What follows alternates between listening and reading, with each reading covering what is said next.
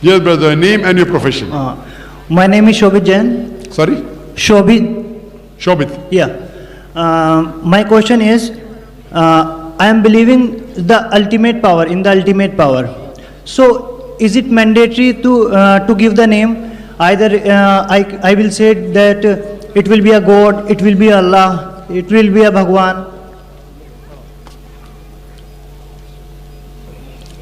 The brother asked the question that he believes in the ultimate power, but does he have to give it a name like Allah, God or Bhagwan? As long as you believe in the ultimate power, the Quran says in Surah Isra chapter number 17 verse number 110, the Quran says, Qulidullah avidur Rahman ayyamatadu falal asmaul husna. Say, call upon him by Allah or by Rahman. By whichever name you call upon him, to him belongs the most beautiful name. Whatever name you give to the ultimate power, it should be a beautiful name and it should not conjure up a mental picture. If you give it a name and you degrade it, then we object. If you give it a name and you degrade it, for example, someone who can rest, someone who can lie, someone who makes a human being, someone who makes a mistake, someone who can die. So if you give certain name and certain qualities to God which degrade it, then we take objection. Otherwise, you can call God by any name, but it should be a beautiful name. It should not conjure up a mental picture. And it should be a name given by Almighty God. Like that, there are 99 attributes given to Almighty God in the Quran. Ar-Rahman, Ar-Rahim, Al-Hakim, most gracious, most merciful, most wise, and the crowning one is Allah. So it is not required that you should give one particular name, but you cannot degrade it by giving it a wrong name. That's very important. And you say ultimate power, that's a name. I believe in ultimate power. No, ultimate power is a name. Correct, right or wrong? Right. So you say ultimate power, someone says Allah, someone says God. Whatever you say, that definition of that ultimate power or that God or Allah should not match that of the human beings. You understand? It should be one. It should not be two. Yeah. Allah Samad. It should be absolutely eternal. It should not be like Rajnish, which has diabetes mellitus. Correct? Asthma, chronic backache. He should not beget, nor should be begotten. And there should be nothing like him. That ultimate power cannot be two. It should be one. It should. So whether you call ultimate power, whether you call Allah, whether you call God, it should not conjure up a mental picture and should not go away from the true definition of that entity. Hope that answers the question. Thank you. Thank you so much. I have another question. Sure. To start to read Quran, it is mandatory. How much it important that to believe in either God is exist or not? How much is important to start to read? Brother asked the question, what is mandatory to start reading the Quran? Nothing is mandatory. To read the Quran, you should have a desire to read the Quran. It is not compulsory to read the Quran. You should believe in God and then read the Quran. If you don't believe in God also, you read. Inshallah, you will start believing. So, for reading Quran, there is nothing mandatory. Only thing you should have a desire to read. And when you read, your heart opens up. So that is the beauty of the Quran. The beauty of the Quran, there is nothing mandatory. Not that you should have a beard, not that you should wear a cap, nothing mandatory.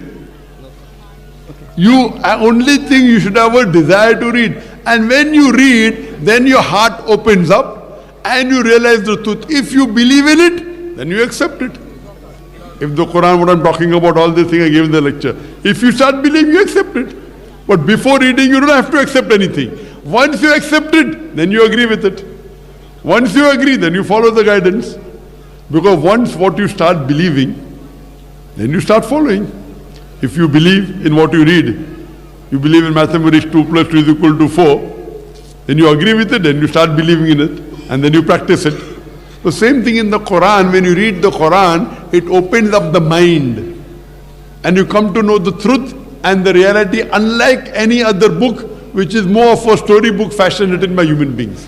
So that is the beauty of the Quran. It is the most positive book in the world. It is a proclamation for humanity. It is a fountain of mercy and wisdom. It is a warning to the heedless. It's a guide to the erring. It's the assurance to those in doubt. It's a solace to the suffering and a hope to those in despair. This is the beauty of the Quran. Thank you so much. I asked to many people this question, but right now I got the correct answer. There is no foundation. Thank you. People Thank you will so tell much. you should be in wudu, you should be in this. That is afterwards.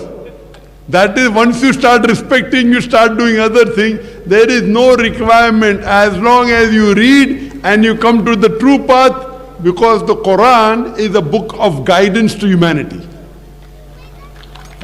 Have you read the Quran, brother? Have you read the Quran? Sometime. Partly. Yep. Brother, do you believe that there is one God? Yeah, I What believe. you call it is different. But Yeah. you believe there is one God. I believe in a one God. Brother, do you believe that Prophet Muhammad is the messenger of God? Not till now. Not till now. Yeah. And I believe you're coming from a Hindu background. Yeah, sometime.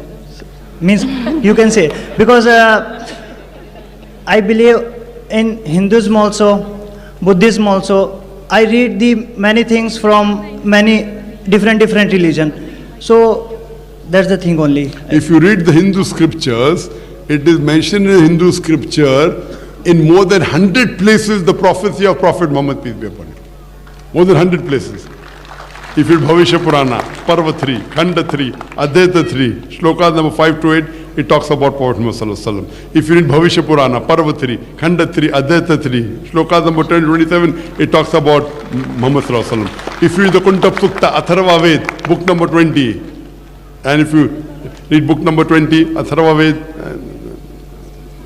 hymn number 127, Shlok number 1 to 14, it talks about Narashansa, it talks about Muhammad Sallallahu Alaihi Wasallam. There are more than 100 places in the Hindu scriptures that talks about Muhammad Sallallahu Alaihi Wasallam. I'll just give you a detail of one. If you read the Kalki Purana, which is mentioned in Kalki Purana, chapter number 2, verse number 5, verse number 7, verse number 11, verse number 15, it says that there is a Kalki avatar to come, whose father's name will be Vishnu Yas.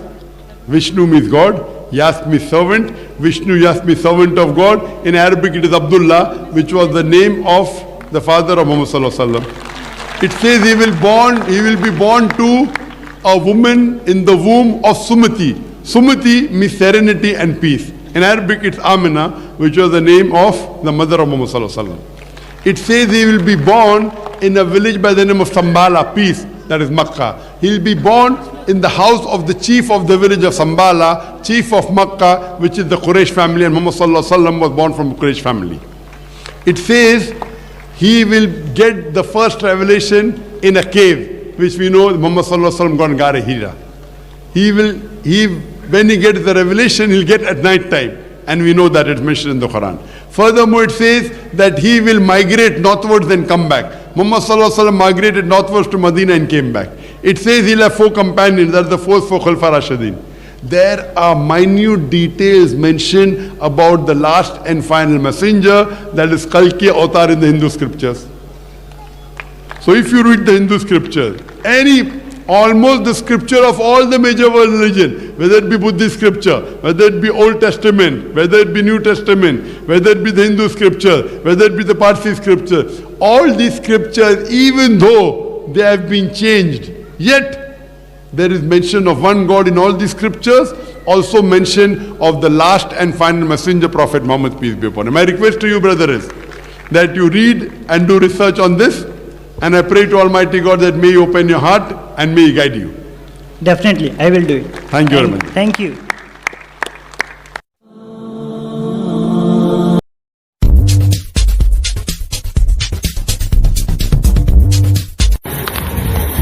हमारे video सबसे पहले देखने के लिए video के नीचे लाल button दबाकर channel को सब्सक्राइब करें और नोटिफिकेशन बेल आइकन को दबाएं। इससे सबसे पहले आने वाला वीडियो आपको मिलेगा।